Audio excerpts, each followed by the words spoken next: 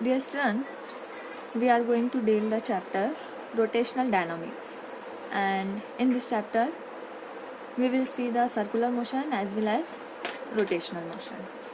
So first of all we will deal with circular motion. Okay, so what is circular motion? What is circular motion? So ये चीज़ तो हम लोगों ने 11th standard में भी देखी है, circular motion. So the motion of the particle along the circumference of the circle is called as circular motion. The motion of the particle along the circumference of the circle is called as circular motion. For example, the motion of the electron around the nucleus of the atom. हम लोग पता है कि किसी atom में जो electron का motion होता है वो न्यूक्लियस के अराउंड में होता है in circular orbits. So the motion of electron is the example of circular motion. And we can take the example of Earth. ठीक है, हम लोगों को पता है the revolution of Earth around the sun. This is also a circular track. So this is a example of circular motion. Okay, suppose a particle performing circular motion in anti-clockwise direction. Suppose the particle P performing circular motion. So let O be the center of the circle. We can say origin of the circle. So any vector drawn from the origin to the particle, okay, which is at the circumference is called as position vector. So अगर यहाँ पे हम लोग particle P की बात कर रहे हैं, so OP will be the position vector. ठीक है, सपोज मैं इसको यहाँ पर डिनोट कर रही हूँ R1 से. Let after time t this particle moves to point Q and any vector drawn from origin to the particle is called as position vector. इसे हम लोग नाम दे देते हैं R2. Okay, so here R1 and R2 be the position vector of corresponding points. अब हम लोगों को अगर इसको गौर से देखें तो हमें समझ में आता है कि ये जो हमारा पोजीशन वेक्टर है कहाँ से इसको ड्रॉ किया गया है, सेंटर से. तो और हम लोग ये भी पता है सेंटर से अगर सर्कमफ्रेंस पर किसी भी पॉइंट पर हम लोग लाइन ड्रॉ करते हैं that is equal to the radius of circle. That means R1 and R2 both are equal to the radius of circle. R1 is equal to R2 we can say, क्योंकि हम लोगों को पता है किसी भी सर्कल में जितने भी हम लोग रेडियस बनाते हैं लेंथ वाइज वो रेडियस कैसे होते हैं, equal. But here in circular motion the direction of the position vector is not same. Magnitude wise हम लोग उसको कह सकते हैं कि ये सेम है, लेकिन अगर मैं इसको वेक्टर क्वांटिटी डिनोट कर रही हूँ, ठीक है, R1 bar, then it will not equal to R2 bar. क्यों? क्योंकि हर पॉइंट पर इसकी डायरेक्शन चेंज हो रही है. ओके, सो पोजीशन वेक्टर इसी के साथ में angular displacement.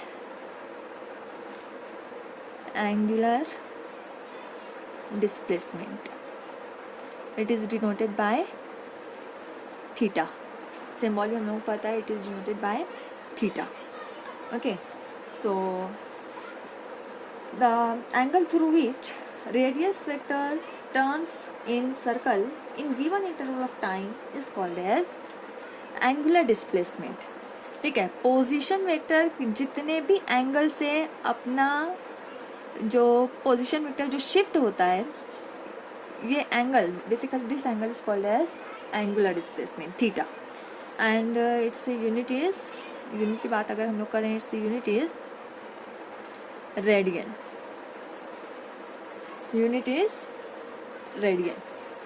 Okay, so position vector, angular displacement. Now what about the direction of angular displacement? So direction के लिए हम लोगों को यूज करना पड़ेगा right hand rule. We have to use right hand rule. और हम लोग पता है what is right hand rule. 10th standard में 11th स्टैंडर्ड में ये चीज़ हो चुकी है. ओके, सो सपोज इस सर्कल पे हम लोग यहाँ पे फाइंड आउट करेंगे what is the direction of angular displacement. So direction of angular displacement is always perpendicular the plane of circle. जो हमारा सर्कुलर प्लेन है उसके ऊपर परपेंडिकुलर होता है, आइदर इनवर्ड और आउटवर्ड. ये इनवर्ड भी हो सकता है, आउटवर्ड भी हो सकता है. सो यहाँ पर अगर हम लोगों को फाइंड करना है तो सबसे पहले तो राइट हैंड आपको यूज करना है. ठीक है, सो यहाँ पर देखो पार्टिकल का जो सेंस ऑफ मोशन है वो एंटी क्लॉकवाइज है. So you have to curve your finger, ठीक है, फिंगर्स ऑफ राइट हैंड इस तरीके से आपको टर्न करना है कि ये आपको एंटी क्लॉकवाइज डायरेक्शन मिले. ठीक है, तो एंटी क्लॉकवाइज डायरेक्शन में हम लोग अगर फिंगर्स को कर्व कर रहे हैं और थंब स्ट्रेच रखना है, so the direction of thumb will show the direction of angular displacement. तो इस सेंस में अगर आपका पार्टिकल एंटी क्लॉकवाइज जा रहा है तो हमारा एंगुलर डिस्प्लेसमेंट का डायरेक्शन कैसा रहेगा, आउटवर्ड. ठीक है, आउटवर्ड इस डायरेक्शन में हम लोगों का एंगुलर डिस्प्लेसमेंट होगा. और अगर क्लॉकवाइज जाएगा तो ऑब्वियसली ये फिर कैसा रहेगा, इनवर्ड रहेगा. सो इस चीज़ को भी हम लोगों को ध्यान रखना है, एंगुलर डिस्प्लेसमेंट और उसकी डायरेक्शन. ना इसी के साथ हम लोग एक और टर्म देखते हैं, angular velocity. Angular velocity, it is denoted by omega, and angular velocity, it is the rate of change of angular displacement is called as angular velocity.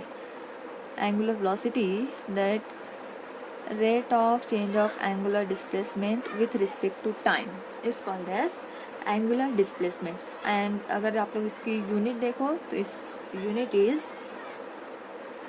Radian per second. ठीक है, रेडियन पर सेकेंड इसकी unit रहेगी. What about dimension? Dimension अगर हम लोग देखो तो यहाँ पर सिर्फ हमारे पास टाइम फैक्टर है. टाइम के लिए डायमेंशन क्या है, टी. ठीक है, बट यहाँ पे डिनोमिनेटर में है, अगर हम लोग उसको न्यूमरेटर में लाते हैं then it is -1. So t -1 its dimension. हाँ, इसके अगर हम लोग डायरेक्शन की बात करें, so direction of angular velocity is same as the direction of angular displacement.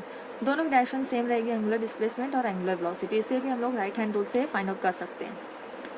Now angular acceleration and it is denoted by alpha. Okay, so rate of change of angular velocity with respect to time is called as rate of change of omega. Rate of change of angular velocity with respect to time is called as angular displacement, angular acceleration. अगर हम लोग इसकी unit की बात करें, so its unit is radian per second square. Unit रहेगी radian per second square and dimension t -2 dimension. So ध्यान में रखना है ना. डायरेक्शन ऑफ एंगुलर एक्सेलरेशन, इसका डायरेक्शन. अब ये ज़रूरी है कि हर टाइम पर एंगुलर एक्सेलरेशन और एंगुलर वेलोसिटी इसका डायरेक्शन सेम हो. सेम भी हो सकता है, अपोजिट भी हो सकता है, डिपेंड करता है कि हमारा एक्सेलरेशन कैसा है. ठीक है, तो हम लोगों ने दो टाइप का एक्सेलरेशन पढ़ा हुआ है. एक तो विथ इंक्रीजिंग स्पीड और दूसरा हम लोगों ने पढ़ा है विथ डिक्रीजिंग स्पीड.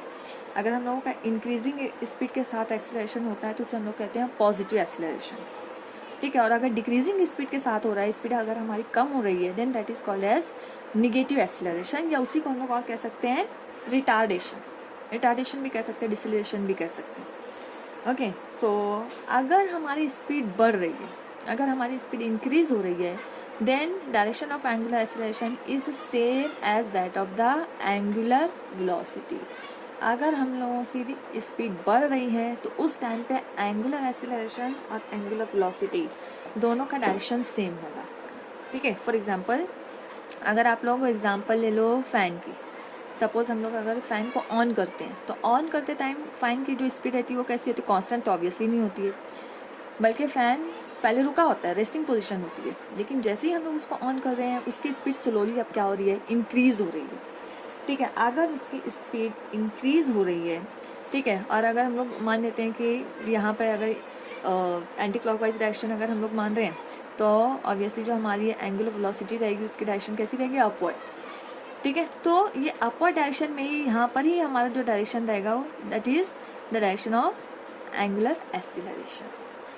लेकिन अगर हम लोग फैन को स्विच ऑफ कर रहे हैं, ऑफ कर रहे हैं, तो उस टाइम पर उसकी मोशन कैसी होती है, स्लोली जो मोशन होती है गोइंग टू डिक्रीज. ठीक है, मतलब अब ये एंटी क्लॉकवाइज नहीं बल्कि ये क्लॉकवाइज डायरेक्शन में जाएगा. और क्लॉकवाइज डायरेक्शन है इसलिए हम लोगों की जो वेलोसिटी की डायरेक्शन है वो कैसी हो जाएगी, अब according to right hand rule.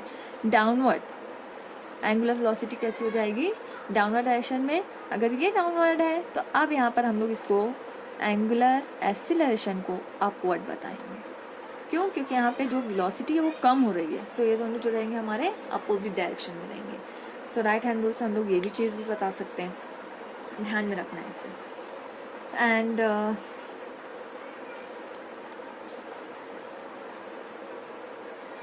Now next topic is centripetal acceleration. Centripetal acceleration, इसे हम लोग ACP इस तरीके से भी डिनोट कर सकते हैं, सेंट्रीपिटल एक्सीलरेशन.